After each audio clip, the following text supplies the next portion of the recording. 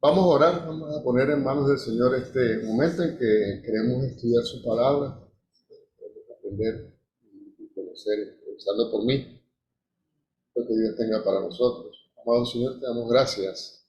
Gracias te damos, Padre, porque tu amor y tu misericordia son cada día de nuestras vidas. Gracias porque vemos la bondad tuya, Señor, en la tierra de los vivientes. Gracias, Señor, porque has permitido que tengamos vida, Señor, para poder contemplar, Señor, la hermosura tuya en la tierra de los vivientes. Gracias por este domingo que nos has dado vida para venir a conocer de tu palabra, para venir a adorarte. Gracias por las alabanzas de nuestra hermana Marjorie. Gracias por las oraciones de mi esposo. Gracias, Señor. Y ahora te pido, Señor, que tomes control de mí y que tu Espíritu Santo sea hablándome, Señor, y a mis hermanos, en el nombre de Jesús. Amén. ¿Quién es bueno? Es una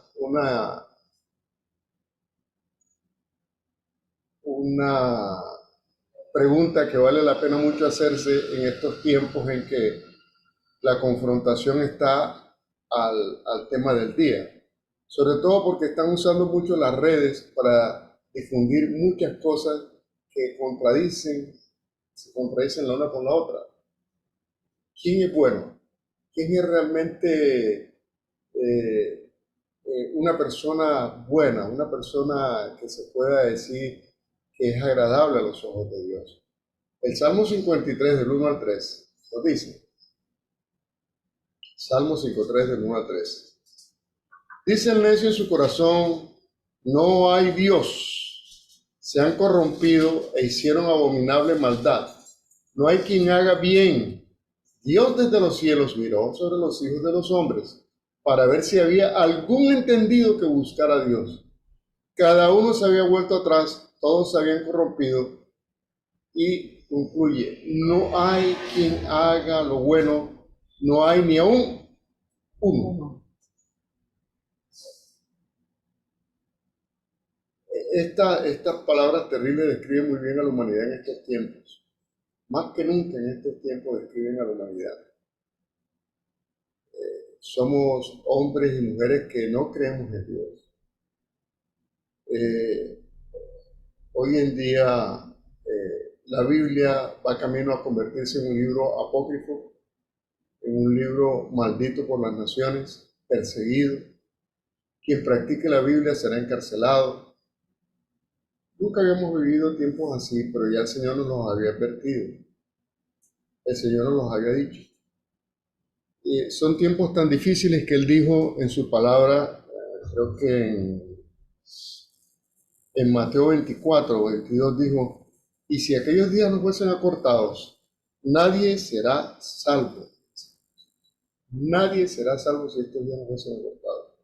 Mas por causa de los escogidos, aquellos días serán acortados. Mateo 24, 22. Entonces, estaba viendo el video de un youtuber hebreo, un judío. Él es nacido en Argentina y lo sigo mucho. Y había uno de los videos que me llamó la atención, porque él como judío nacido acá en Latinoamérica, aunque ahora vive en Israel, obviamente le llama mucho lo que sucede acá en la región con respecto a su nación hebrea. Y él se lamentaba del tema de que tantos líderes, especialmente por el de Brasil, tantos líderes políticos latinoamericanos afirmen con énfasis que el culpable de los lamentables hechos de fines del 2023 contra la población judía es el mismo Israel. Y él decía algo que me llamó mucho la atención. Él decía, a primera instancia uno mira estas cosas y uno dice antisemitas, antisemitismo, es decir, a una persona que quiere que el judío desaparezca. Pero él decía, pero he encontrado que dentro de mi misma nación, dentro del Israel de hoy, hay personas que piensan así. Y tú no le puedes decir a un hebreo o a un judío que él es antisemita, porque estaría hablando de eso, que lo maten a él mismo. Entonces él decía, el origen no está en el antisemitismo, el origen está en el progresismo, que es la mentalidad que a través de las redes hoy se divulga y que busca llevar a las personas a estas concepciones. ¿Qué pasa con el progresismo? El progresismo afirma en una de sus bases que el hombre es bueno en esencia. Yo recuerdo mucho de mis años de bachillerato una frase que de pronto muchos de nosotros vimos y parecía a primera instancia muy buena: el hombre nace bueno, pero la sociedad lo corrompe. Ahí se estaban fijando las bases de lo que vivimos hoy. El hombre nace bueno, pero la sociedad lo corrompe. Eso suena muy bonito, suena muy humanista, de hecho es el humanismo puro. Pero no sabíamos las consecuencias tan terribles que podría tener que el ser humano piense de esta manera. Bajo este principio se ha engendrado una doctrina jurídica atroz que lleva a que hoy en día hay sitios que si te atracan, tú no puedes hacer nada para defenderte. Y si lo haces es más probable que vayas a la cárcel tú que la persona que te está atracando. Y si el ladrón es capturado, lo más probable es que un juez con esta ideología, que hoy en día son mayoría, lo dejaría libre. ¿Por qué? Porque el principio que subyace en ellos es que el razonamiento jurídico es que ese ladrón no tiene la culpa. Él nació bueno y nosotros, la sociedad, lo volvimos así. Él es digno de lástima. Por esa razón proceden de esa manera. Yo me pregunto si la víctima es un familiar de uno de estos jueces, si darían el mismo concepto. Si fuera su hijo o su hija el que acuchillaran por quitarle un celular o cualquier cosa, si también darían el mismo concepto. Que alegremente dicen como el hijo del prójimo.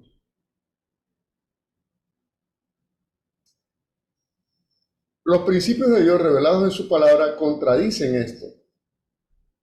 Sí, los hombres fuimos creados buenos, la humanidad fue creada buena, porque el libro de Génesis nos dice en Génesis 1:31, y vio Dios que todo lo que había hecho y aquí que era bueno en gran manera, y fue la tarde y la mañana del día sexto. ¿Y esto de qué es cierre esa frase que se dice ahí? De la que dice unos versos anteriores, en el 26 al 27 dice, entonces dijo Dios, hagamos el hombre, ojo, a nuestra imagen conforme a nuestra semejanza. Y señoré en los peces del mar, en las aves de los cielos, en las bestias de toda la tierra y en todo animal que se arrastra sobre la tierra. Y creó Dios al hombre a su imagen, a imagen de Dios lo creó, varón y hembra los crió. Y versos más abajo, en el 31 está diciendo, todo lo que ha hecho Dios es bueno. Sí, efectivamente, como humanidad fuimos hechos buenos. Pero el pecado de nuestros primeros padres sembraron entre la humanidad y Dios una separación. Y ahora la maldad yace en nosotros. El libro de Ezequiel nos dice de aquel ángel querubín, líder de alabanza en los cielos, y a quien Dios le había hecho perfecto. Ezequiel 28, del 15 al 16. Oígase bien, perfecto eras en todos tus caminos, desde el día que fuiste creado hasta que se halló en ti maldad. A causa de la multitud de tus contrataciones fuiste lleno de iniquidad y pecaste, por lo que yo te eché del monte de Dios y te arrojé de entre las piedras del fuego, oh querubín protector. De manera similar sucedió con nosotros los humanos. Fuimos creados, dice la palabra, a imagen y semejanza de Dios, hasta que salió en nosotros maldad. ¿Y quién nos sembró esa maldad? Aquel que había hecho maldad originalmente. Vino con esa finalidad. La maldad que hay en mí se la voy a sembrar al hombre, para que así como yo fui rechazado, Dios tenga que rechazar a esa creación que tanto ama. De tal manera que hemos sido contaminados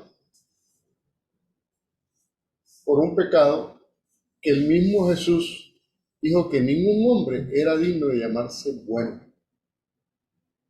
No hay bondad en el hombre, por naturaleza. Jesús dijo que el único digno de llamarse bueno era su Padre Celestial. Marcos 10, del 17 al 18 nos dijo el Señor: al salir él para seguir su camino, vino uno corriendo, hincando la rodilla delante de él, le preguntó: Maestro bueno, ¿qué haré para heredar la vida eterna? Jesús le dijo: ¿por qué me llamas bueno? Ninguno es bueno, sino solo uno, Dios. Es decir, él estaba diciendo: ni a mí mismo me llames bueno. El único bueno real es mi Padre que está en los cielos. Entonces, ¿el hombre nace bueno? Si un bebé no se corrige, da como fruto un ser bondadoso, afable y lleno de toda bondad. ¿O será que por el contrario genera un ser humano egoísta, agresivo y falto de toda compasión? El libro de Proverbios, en el capítulo 22, 15, nos dice: la necedad está ligada en el corazón del muchacho, mas la vara de la corrección la alejará de él. Yo recuerdo mucho, yo creo que tendría yo como unos 5 o 6 años, y es algo que aún hoy en día me pregunto por qué lo hice. Yo tenía un perrito y yo quería mucho ese animalito y jugaba mucho con él. Y un día estaba en el patio de mi casa, pero era un poco lejos. De tal manera que mi mamá, estando en la cocina, no veía lo que yo hacía. Y estaba jugando con él y tenía una vara, y de un momento a otro, no sé, me salió en el corazón golpear al pobre animal. Y él me ladraba y me decía, como quien dice: ¿pero por qué? O sea, y yo después me quedé pensando: ¿por qué? Y hoy en día, a mis 64 años, me pregunto por qué. Y la Biblia me da la respuesta: porque la maldad está inherente en nuestros corazones. La maldad es inherente a nuestros corazones. Los hombres no nacemos buenos. Nosotros no nacemos con el pecado, que es la herencia que nos dio Satanás a través de la falta de nuestros padres. Hay una semilla, y es lo que el apóstol Pablo nos dice, ¿cierto? Que constantemente en nuestro interior hubo un pastor chino, no recuerdo su nombre ahora mismo, que habla mucho sobre esto, ¿no? Sobre el hombre, Juan Magní, sobre el hombre interior. Y en el hombre interior hay una lucha constante y siempre habrá esa lucha en aquella semilla que viene de Dios, que es lo espiritual, y aquella semilla que viene de Satanás, que es lo carnal. Y lo carnal y lo espiritual siempre estarán debatiendo dentro de nosotros. Los humanistas, por mucho tiempo, creo que hubo un libro de filosofía que se tomó mucho como base de la filosofía sobre la maldad inherente del hombre, que era una novela que decía que se habían quedado unos niños solos en una isla y que habían formado una sociedad atroz, sin gobierno de ningún adulto. Y en el año 65, 1965, 6 jovencitos, pero no niños, eso es lo que los humanistas ocultan, eran jóvenes ya de 13 a 16 años, escaparon de un internado en el que estaban. Eso creo que fue en Indonesia. Como eso es una zona de muchas islas, cogieron y le robaron la barca a un pescador y trataron de escapar, pero los tomó una tormenta y terminaron en una isla solos. Pero los muchachos, si bien habían reaccionado inicialmente con una actitud mala, que fue robar una barca, que fue desobedecer a sus padres, de escapar donde los habían dejado y todo esto, cuando vieron en peligro su vida, tomaron como que una retrospección al respecto y fueron muy organizados. Ellos relatan que se organizaron en grupos de 2. Uno se encargaba de buscar comida, así fuera que pescara, que cogiera de los alimentos o que cazaran. Otros se buscaban de buscar que tuviesen un techo para pasar la noche, en fin. Pero hay una frase importante que los humanistas ocultan en el testimonio de sus muchachos. Ellos oraban. Ya no eran tan niños. Un adolescente de 16 años no es niño. Un adolescente de 16 años fácilmente tiene hasta su mujer, y muchos los hemos visto. Y no es que los veamos que van a la casa de papá y mamá. Yo he visto jovencitos de esa edad con la templanza y la entereza de tomar y decir, sí, bueno, listo, y salen a trabajar y mantienen a su mujer y a su hijo. Pero esta semblanza que quiere tomar el humanismo para decirte que el hombre en sí es bueno no es cierta, porque ellos no eran niños en los cuales no se hubiese formado algo. Ya estaba plasmada la imagen de Dios, de tal hecho de que todos los días que hacían, oraban. Y fueron rescatados 15 meses, estuvieron 15 meses solos en esa isla y lograron sobrevivir.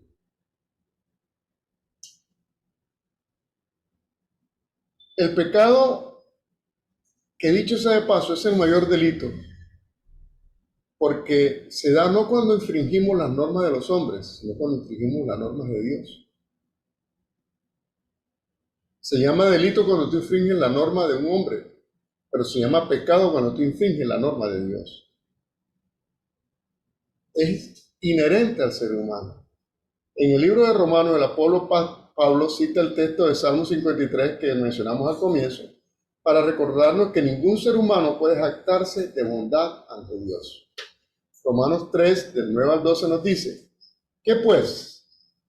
¿Somos nosotros mejores que ellos? En ninguna manera, pues ya hemos acusado a judíos y a gentiles que todos están bajo pecado. Como está escrito, no hay justo ni un uno, no hay quien entienda, no hay quien busque a Dios. Todos se desviaron a una, se hicieron inútiles, no hay quien haga lo bueno, no hay ni siquiera uno. Y hago énfasis en las leyes de los hombres y en las leyes de Dios, porque uno pensaría que las dos tienen el mismo origen, pero lamentablemente no es así. Los principios de justicia humanista nos han llevado, por ejemplo, a concluir erróneamente que es justo, que es misericordioso para con la mujer permitirle que mate al hijo en su vientre. ¿Bajo qué principio? Bajo el principio de la libertad sexual, aparentemente. Son muchas otras verdaderas cosas que hay detrás de transgredir en esto.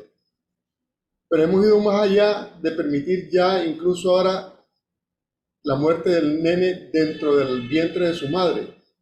Ahora se habla mucho de que puede ser plausible, lo llaman eufemísticamente aborto extrauterino. Aborto extrauterino no es otra cosa que ya el niño es nacido vivo y la madre puede decir 2 o 3 días después, doctor, ¿sabe qué? No lo quiero, proceda. Y se ha dado. Y hay leyes que lo están amparando. Y yo le recuerdo que vi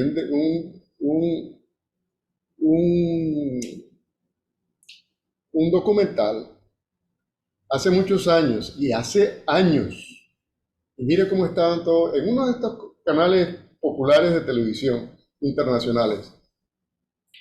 Y los tipos trataban mucho de enfocar el tema de que un niño hasta los 3 años no es una persona. Que porque sus neuronas no estaban bien conformadas y que tal, que no se le debería considerar una persona. Miren cómo estaban trabajando ya en este tema. O sea que, vida de cuenta, ellos van al tema de decir, yo, hasta los 3 años, si te provoca disponer, dispón, la ley te ampara. Pero eso es bueno. Eso es bondadoso. Y antes, por el contrario, cualquiera que quiera convencer a una mujer que no haga esto, ese es el criminal hoy en día. Ese es el que va a ir a la cárcel. De hecho, un hermano en la fe estaba de pie alrededor de una de estas clínicas de aborto y estaba, ojo, orando mentalmente, ni siquiera estaba mentalmente. Yo sé que si él tenía antecedentes que antes lo había hecho verbalmente, o sea, oraba y la policía varias veces lo había arrestado. Obviamente la policía fue y le preguntó y él, por su fe, dijo, sí, sí estoy orando mentalmente. Pues está en un lío jurídico que se entiende que va a poder terminar en la cárcel. Por orar mentalmente delante de una clínica. Entonces,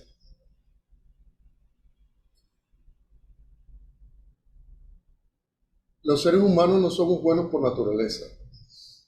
De hecho, si dentro de las relaciones humanas no hay confrontación adecuada que edifique o la que destruye, la confrontación adecuada, usted puede terminar haciéndole daño a la otra persona. Primero psicológico y puede terminar hasta haciéndole un daño físico. Pero en las relaciones humanas es necesario que la confrontación exista. Es necesario que usted le ponga límites a la otra persona y le diga, hey, me duele a mí mi pechito hasta aquí, entonces por favor, organicémonos. Porque si eso no fuese así, si fuese que usted y yo siguiéramos ante todo lo de los demás, sencillamente nos abrumarían y nos destruirían. Por todo lo anterior es que necesitamos la ayuda del Espíritu Santo de Dios para que permita que germine aquella semilla que no solamente la de Satanás, también tenemos la de Dios, germine en nuestros corazones. En 1 Corintios el apóstol Pablo, hablando de lo carnal y lo espiritual que conforma al ser humano, nos dice, él está hablando de la resurrección, pero creo que es un tema que aplica 15, 42 al 50. El apóstol nos dejó escrito, así también es la resurrección de los muertos. Se siembra en corrupción, resucitará en incorrupción. Se siembra en deshonra, resucitará en gloria. Se siembra en debilidad, resucitará en poder. Se siembra cuerpo animal, resucitará cuerpo espiritual. Hay cuerpo animal y hay cuerpo espiritual. Así también está escrito, fue hecho el primer hombre, Adán, alma viviente. El postrer Adán, espíritu vivificante. Mas lo espiritual no es primero, sino lo animal, y luego lo espiritual. El primer hombre es de la tierra, terrenal. El segundo hombre, que es nuestro Señor, ese es del cielo. ¿Cuál el terrenal? Tales también los terrenales. ¿Cuál el celestial? Tales también los celestiales. Así como hemos traído la imagen del terrenal, traemos también la imagen del celestial.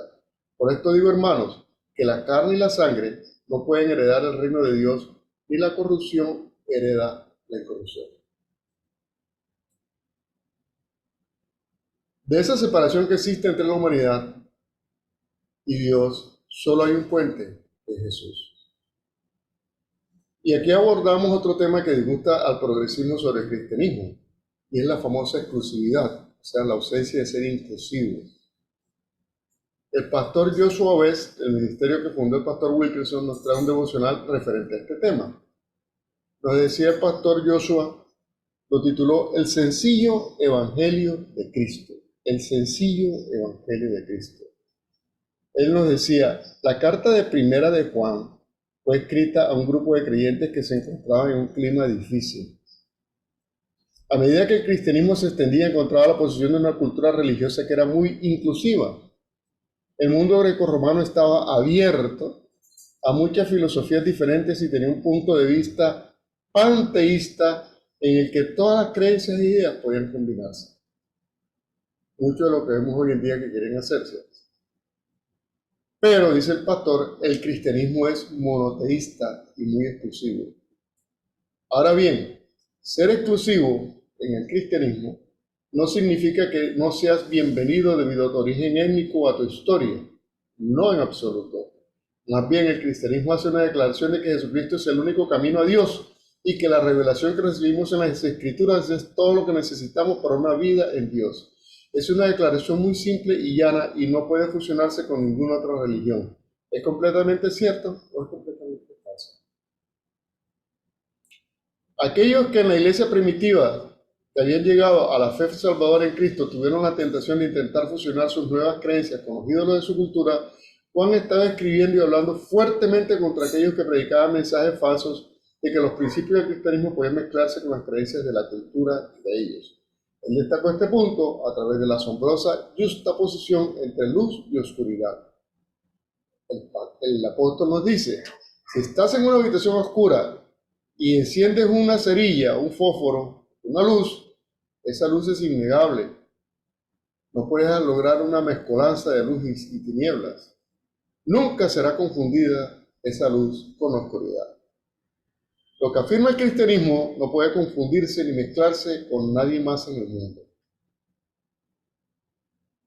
Este es el mensaje que hemos oído de él y os anunciamos. Dios es luz y no hay ninguna tiniebla en él. Si decimos que tenemos comunión con él y andamos en tinieblas, mentimos y no practicamos la verdad. Pero si andamos en luz, como él está en luz, tenemos comunión uno con otro y la sangre de Jesucristo su Hijo nos limpia de todo pecado. Primera de Juan 1, del 5 al 7.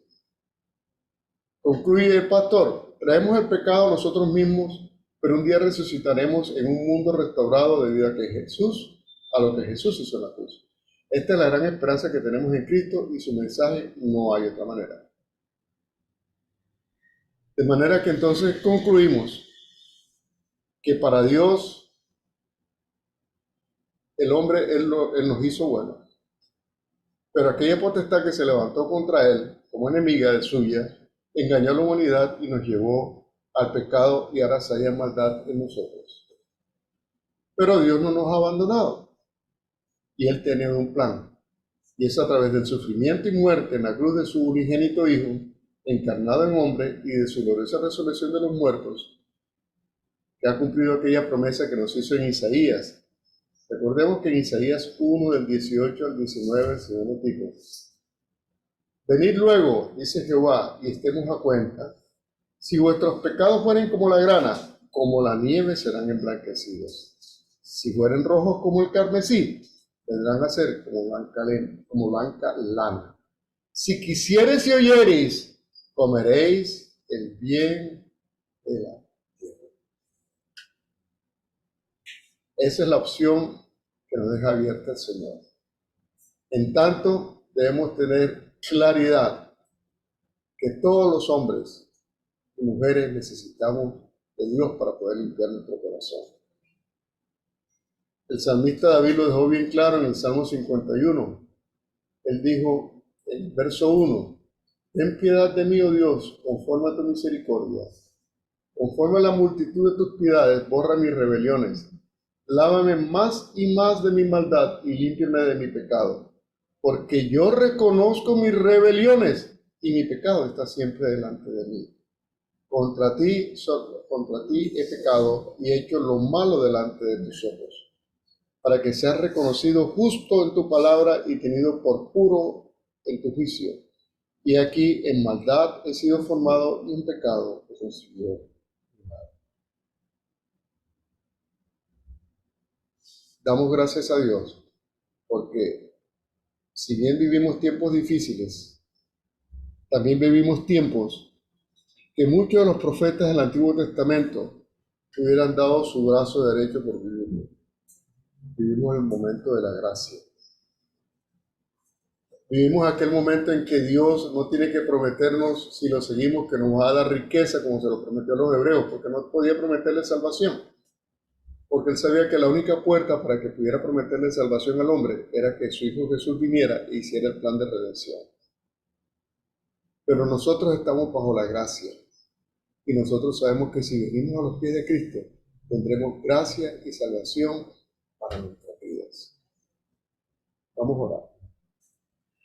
Amado Señor, te damos gracias. Gracias, Padre, porque si bien la maldad quiere yacer en nosotros, Señor, tú nos has abierto una puerta en nuestros corazones para que la luz de tu Santo Espíritu entre e ilumine, Señor, la oscuridad que pueda haber en él. Ayúdanos, Dios, a cambiar. Ayúdanos a ser transformados. Ayúdanos, como dijo tu apóstol Pablo, a ser renovados, buscando siempre la estatura de tu Hijo Jesucristo. Ayúdanos, Señor. Ser cristiano implica claramente esto, Padre. Debemos estar en continua intención de cambio, despojándonos del viejo hombre y yendo, Señor, hacia ese nuevo hombre, dejando el hombre material, el hombre carnal, y yendo a reforzar y hacer más el hombre espiritual en Cristo Jesús. Amén. Dios les bendiga.